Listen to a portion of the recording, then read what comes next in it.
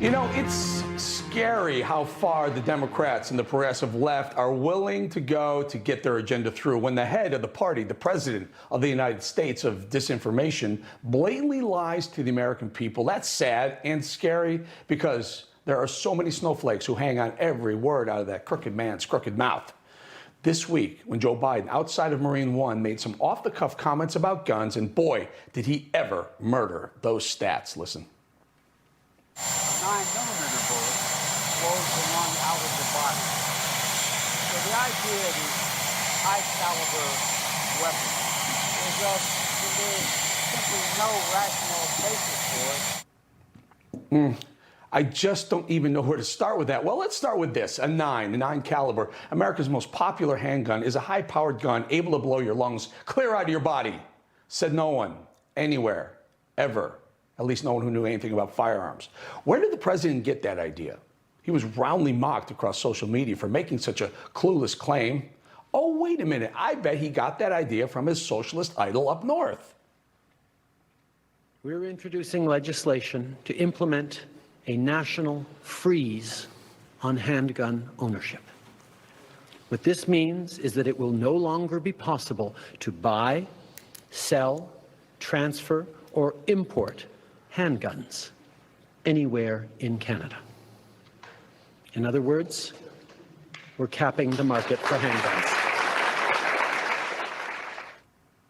You see them smile, but they're all wearing masks. Wow. But Mr. President, here in the United States, the right to bear arms is a right specifically outlined in our Constitution. Why would you take your cues from the damn Canadians?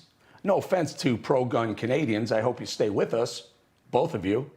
Well, the very next day, yesterday, the White House had to do cleanup on aisle 100. As I just laid out, he supports a ban on sale of assault weapons and high-capacity magazines and expanded background checks to keep guns out of the dangerous hands. He does not support a ban on the sale of all handguns, to answer your question. Oopsie, so KJP had again clean up Joe Biden's many gaffes and errors. The guy practically flubs everything that comes out of that crooked mouth when it's not on a teleprompter or on a note written for him. Why is it the people with the least knowledge about firearms are the ones most demanding more regulations of our firearms? Let's go further. On 5 separate occasions, Biden has made this claim about the Second Amendment. The Constitution, the Second Amendment, was never absolute. You couldn't buy a cannon when the Second Amendment was passed. You couldn't go out and purchase a lot of weapons. He's stated that over and over and over again, that A, the Second Amendment is not absolute, and B, when it was written, you weren't allowed to own a cannon. Well, turns out both are patently false. Biden lied about both of those comments he has repeated on numerous occasions. Now, take a look at your screen right here, the text of the Second Amendment, and I shall read it for you. A Second Amendment says a well-regulated militia being necessary to the security of a free state, the right of the people to keep and bear arms shall not be infringed. So yes, Mr. Biden, that is very clear. We do, in fact, have a constitutional right to bear arms, and that shall not be infringed upon. Shall not is the definition of absolute right there in writing. And sorry to say, your comments about cannons, while cute, and liberals probably love that little analogy, but it is wrong. Well, don't take my word for it. Ask the fact checkers, you know, your hometown and home team newspaper, the Washington Post, who gave you 4 Pinocchios for that one. Turns out when the Constitution was written, you were allowed to possess a cannon. Psst, the clown show called. They're looking for their lead clown, sir. Can we talk about this too? The media seems to be less informed than the president, or so it seems. Maybe they're just pretending to be misinformed while trying to take their talkers, the viewers, the listeners into a narrative they know is blatantly wrong. Nothing, and I mean nothing, is more misdescribed than the AR-15. So many media personalities with almost zero knowledge of firearms bungle the AR-15. First of all, they all seem to think the AR-15 stands for assault rifle. It certainly does not. AR stands for the company that originally manufactured the rifle in 1950, Armalite. And the idea that the AR-15 is some sort of assault weapon, like a weapon of war, is also patently false. There's a common and repetitive claim that AR-15 rifles are the weapons of war. Again, battlefield weapons will be fully automatic, unlike the AR-15 rifles, which are semi-automatic firearms. In other words, fully automatic guns will continue to fire as long as the trigger is being pulled by your finger. One of the most common examples of this type of rifle is the M16 in the military. On the other hand, the AR-15 rifles are semi-automatic and only shoot one bullet for every time the trigger is pulled, just like all other legal rifles in America. But let's not get the facts get in the way of a good liberal conspiracy to take away our guns, right? Never let a crisis go to waste. Am I right, Whoopi? Get better Republicans in there. No, not Get now. people who are going to look and say, okay, we don't have to have AR-15s. Well, I want to keep my shotgun because I still hunt. Okay, you can have your gun, but you can't have your AR-15. If you're going to get all in my business and tell me what my family can and cannot do, neither can you. They're going to come for those AR-15s, and you better get ready to give them up because this is America. That's right, Whoopi. This is America, and we have a right to keep and bear arms. It's written right there in the Second Amendment to the Constitution, and so they are not coming after our AR-15s, and if they do, they're going to have a big problem. And never, ever miss a chance to blame racism and toxic masculinity. Right, MSNBC?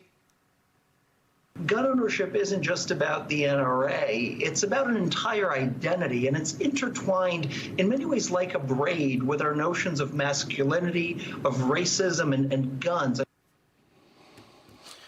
Said the guy who never owned a handgun. And never miss a chance to have a pretend debate between what they are pretending to be, supposedly to be opposing sides on the gun argument, but really, right, CNN? A lot of people look at this and say, hey, if we could just get rational people in a room together, they could figure out some solutions to this. So that's what I want to do here. You guys are in a room together, figure it out. Fred, you go first. Yeah, listen, first things first. It starts with me telling somebody like Joe that I respect his rights as a gun owner and that, like him, I support the Second Amendment. And it starts with both of us agreeing we hate gun violence. John, I don't think anything's going to get done at all until responsible gun owners like me, passionate Second Amendment people like me, get off of our ass and pressure these Senate Republicans to do something. Two guys, neither one. We saw it coming, folks. That was a fake debate set up by fake CNN with Joe Walsh, a fake conservative, with another guy who, our heart goes out to him, lost a child at Parkland. But that was not a debate. And they weren't even stating real facts about gun ownership. And also, MSNBC never missed the chance to be blatantly misinformed about existing gun laws while also proposing new gun laws. Law enforcement officers want people to be checked. They want the universal background check. They would love to see some tighter control on automatic or semi-automatic long guns. So raising the age, for example, to 21 is, most police officers agree to that. They would love red flag laws on a national basis.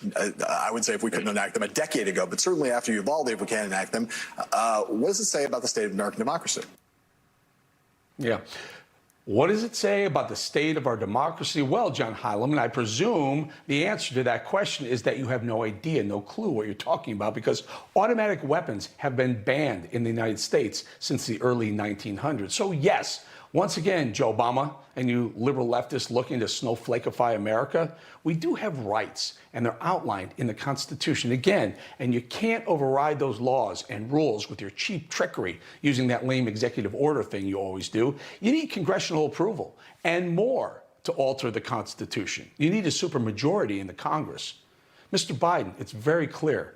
We do, in fact, have the constitutional right to bear arms, and that right shall not be infringed upon, shall not. Again, the very definition of absolute, right there. Now, you want to try and change the Constitution, go right ahead. All you need is 2/3 of the states to vote in favor of that. And all you need is 2/3 of those states, not just New York, California, and Illinois. So knock yourself out. Better get cracking. Time's a wasting. Elections are a-coming. Our Republican friends in Ohio, Florida, South Carolina, Texas, Alabama, Mississippi, and a whole lot of other states would love to run against your Democrats looking to take away our guns. Let's see if that red wave is a-coming after all. Can it get even redder?